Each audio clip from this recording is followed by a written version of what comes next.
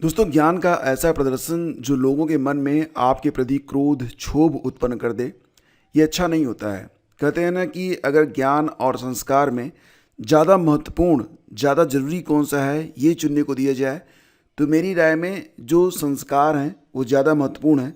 संस्कार आपको अधिक दूरी तक ले जाते हैं और आपके जीवन की दिशा भी तय करते हैं। एग्जैक्टली जैसे आपके संस्कार होते हैं, उसी प्रकार से आपका जीवन भी हो जाता है आगे चलकर।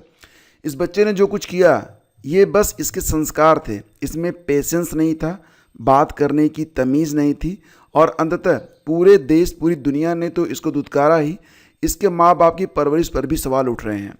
इसलिए फ्रेंड्स, हमें जो कल्चर है, अपने बड़ों से कैसे व्यवहार करना है, ये कभी नहीं भूलना चाहिए। हमें लोगों से कैसे पेश आना है, ये बिल्कुल नहीं भूलना चाहिए। और बिल्कुल भी हमें अपने संस्कार, अपने जो सामाजिक एक दायरे होते हैं, उसके अंदर रहकर ही व्यवहार करना चाहिए, ताकि हमें किसी की सहानुभूति नहीं चाहिए, लेकिन समानुभूति की ज़रूरत तो पड़ेगी ना। कभी कभी ऐसा होगा कि आप चाहेंगे कि लोग आपको समझें आपके लेवल पर आकर। तो इसके लिए जब आप लोगों के मन में जगह बनाएंगे, तभी जाके ऐसा संभव हो पाएगा। अदरवाइज हालत इस बच्चे की तरह ही होगी। आज 14 अक्टूबर हो गई, यानी कि अक्टूबर भी आधा निकल चुका है और आपके सामने दैनिक रोजगार समाचार है। 29-30 जनवरी को टीईटी मुश्किल। मैंने पहले ही आपको बताया था कि 29-30 जनवरी को जो लोग टीईटी का बेस वेट कर रहे हैं, उससे बेहतर ये है कि वो सीटीटी की तैयारी कर लें, क्योंकि सीटीटी की परीक्षा देर से देर जनवरी में नहीं तो फरवरी तक तो हो ही जाएगी, क्योंकि अभी तक नोटिफिकेशन आया नहीं है। इसलिए बेहतर यही होगा कि जो लोग भी टीईटी पास करना चाहते हैं, यूपी में सीटेट भी मान्य है, यूपी टेट भी मान्य है, तो सीटीईटी की तैयारी कर लें। और सीटीईटी 2025 दिसंबर के लिए अभी तक फॉर्म नहीं आए हैं, उम्मीद है बहुत जल्द आ जाएंगे। वैसे सीटीईटी की जो मतलब ये परीक्षा होती है ना, इसका आयोजन सीबीएसई के द्वारा करवाया जाता है और किन्हीं कारणों से अगर नोटिफिकेशन नहीं भी आया है, दिसंबर में परीक्षा नहीं भी हो पाती है, तो जनवरी में तो सीबीएसई करवा ही लेगा। तो बेहतर यही होगा कि 29-30 जनवरी को टीईटी क्यों नहीं हो रही है, सब लोग जानते हैं। और अब आप लोगों को सीटीईटी पर फेस करना चाहिए, आप लोगों को सीटीईटी पर फोकस करना चाहिए। और फिलहाल अगर आप सीटीईटी की तैयारी कर लेते हैं, तो आराम से आपका यूपी टीईटी भी अगर हो ही जाता है फरवरी में, मार्च में, तो उसको भी आप आसानी से निकाल ही लेंगे। ठीक है। वैसे किन लोगों को टीईटी की क्लास चाहिए, कमेंट कर देना। मैं एक बार विचार करूंगा कि 3-4 मेगा मैराथन आपके करवा दूं हर टॉपिक पर, जैसे कि आपका जो पेडागॉजी होता है या फिर लैंग्वेज होती है, ठीक है, बाकी जो चीज़ें होती हैं, तो बताना आप लोग कमेंट करके।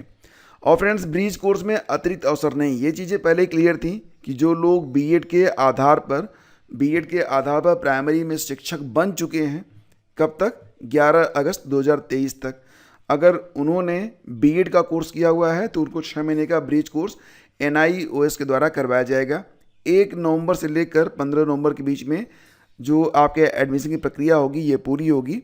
और ध्यान देना कि आपको एक ही बार में ये परीक्षा पास करनी है। आप अगर बैक लगता है या फिर किन्हीं कारणों से आप फेल होते हैं ना, तो नौकरी चली जाएगी। ये बात समझ के आप लोग मतलब तैयारी तो आप लोग अभी से स्टार्ट ही कर दो, ज़्यादा बेहतर रहेगा।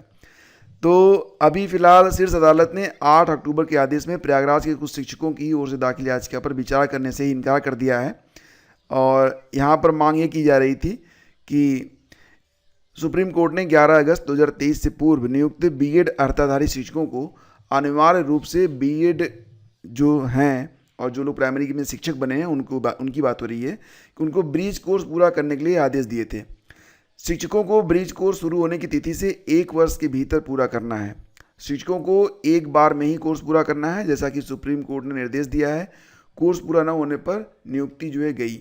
तो बहुत सोच समझ के आप लोग तैयारी में लगिए, जो सिलेबस वगैरह है उसको देखिए और अपनी तैयारी करिए। अभी फ़िलहाल 1 से 15 नवंबर तक आपके आवेदन होंगे और इस चैनल पर भी आपको वो सारी जानकारियाँ दी जाएंगी जो आपको पास होने में काफ़ी हेल्प करेंगी। पहली बार है तो सब्सक्राइब करके जाइएगा, ठीक है, ताकि अगला वीडियो आए तो उसके बारे में आपको पता रहे। एसएससी की भर्तियों में चमक रही यूपी बिहार की मेधा। आपको पता ही है, यूपी और बिहार के बच्चे इससे ज़्यादा मेहनत भी करते हैं, क्योंकि यूपी और बिहार के जो बच्चे होते हैं ना, उनको एक सम्मानजनक जीवन के लिए एक अदद नौकरी की ज़रूरत पड़ती है। और अदद नौकरी एसएससी में चांसेस ज़्यादा होते हैं, इसलिए बहुत सारे बच्चे जो होते हैं यूपी बिहार के, वो एसएससी की तैयारी में ही लगते हैं। फिलहाल देखा जाए तो 78,409 अभ्यर्थियों में से 8,587 यानी कि 24% मध्य क्षेत्र से हैं। मध्य क्षेत्र मतलब उत्तर प्रदेश और बिहार के जो जिले आते हैं वहाँ से हैं। 24% मतलब बाकी आप देख रहे हैं ना, 1/4 तो बस इन्हीं 2 स्टेट से हैं। और फिलहाल बच्चे जो हैं लगातार मेहनत भी कर रहे हैं, सफल भी हो रहे हैं। बाकी यहाँ पर कोई खास जानकारी इस प्रकार से नहीं है, कुछ आंकड़े दिए गए हैं जो कि आप पढ़ लेना, ठीक है। नेक्स्ट फ्रेंड्स कि यूपीपीएससी के पैनल से 400 विशेषज्ञ होंगे बाहर। अब आपको पता ही है कि यूपीपीएससी जब भी कोई परीक्षा करवाता है उसमें 4 6 10 प्रश्न ऐसे आ ही जाते हैं जिसके उत्तर वो खुद ही गलत देता है। मतलब कि ऐसे कौन से एक्सपर्ट हैं जिनको ये पता नहीं होता कि जो प्रश्न मैं दे रहा हूँ उसका उत्तर कौन सा सही होगा। अरे भाई साहब, अगर आप खुद कन्फ्यूज हैं तो उस प्रश्न को पेपर में सेट ही क्यों करते हैं, पहले तो ये बताइए, ठीक है। अब यहाँ पर यूपीपीएससी के पैनल से 400 ऐसे जो एक्सपर्ट हैं ना वो बाहर होंगे जिनको क्वेश्चन तो पता होता है, उत्तर ही पता नहीं होता है। तो इनको तो बाहर करना ही चाहिए, साथ ही साथ में इनके साथ कुछ और भी करना चाहिए, वो आप समझ रहे होंगे। मतलब क्या है, आप लोग एक्सपर्ट हैं कि एकदम गधे हैं। एनीवे, प्रश्न पत्र बनाने, उत्तर पुस्तिकाओं के मूल्यांकन, किसी सवाल के जवाब पर विवाद के निस्तारण हेतु अन्य कार्यों के लिए आयोग में विशेषज्ञों के अलग अलग पैनल बनाए जाते हैं। सब कुछ आप जानते हैं। अभी आपको पता ही है कि अभ्यर्थियों की ओर से सबसे अधिक आपत्तियां पेपर में आए प्रश्न और उनके जवाब को लेकर रही हैं। कापियों के मूल्यांकन को भी लेकर आपत्तियां होती रही हैं। इसकी वजह से न्यायालय में तो प्रकरण गया ही, आयोग को कई बार परिणाम भी बदलने पड़े। तो ऐसे जो एक्सपर्ट हैं भैया, इनको दूर से नमस्कार करो, भगाओ इनको, ये भगाने लायक ही हैं, ठीक है। अपनी तो किकरी कराते ही हैं, आयोग की भी कराते हैं। जब इनको खुद उत्तर नहीं पता होता तो प्रश्न देते क्यों हैं, मुझे तो क्रोध आता है रियली।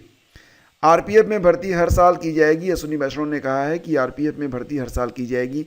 चलो ये बड़ी अच्छी बात है, रेल मंत्री ने ये बड़ी अच्छी बात कही है कि इससे पहले 4-5 वर्षों में आरपीएफ की भर्ती आती थी, लेकिन अब लगातार जो है भर्तियाँ की जाएंगी। तो 41वें स्थापना दिवस के अवसर पर गुजरात के बलसाड़ में केंद्रीय मंत्री बोल रहे थे और उन्होंने कहा कि हर साल कांस्टेबल, उप निरीक्षक और निरीक्षक की भर्ती वो करवाएंगे। चलो ये भी बड़ी अच्छी बात है और भर्तियाँ होनी भी चाहिए, ठीक है।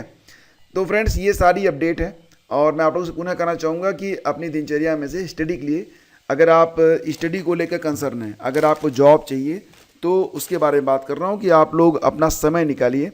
अदरवाइज़ ने, और हाँ, अपना जो पेशेंस है बना के रखिए जितना भी समय है।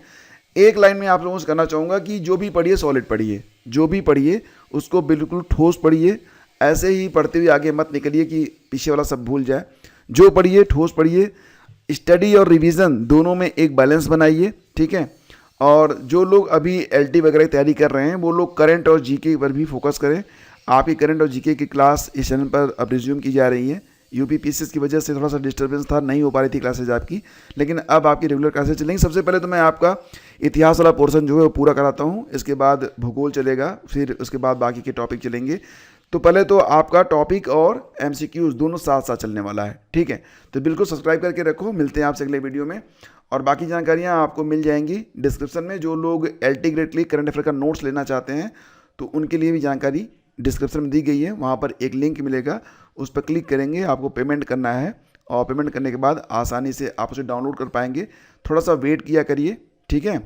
अगर आपको नहीं मिलता है तो वहीं पर हेल्पलाइन नंबर भी आपको दिया गया है व्हाट्सएप का, केवल व्हाट्सएप पर मैसेज लिखा करिए, ठीक है। कॉल वॉल मत करिए करिए, लोग उठा नहीं पाते हैं और दिक्कत होती है और बात करने के मूड में कोई रहता नहीं है, ठीक है। आप मैसेज छोड़ दो, आपको आंसर मिल जाएगा।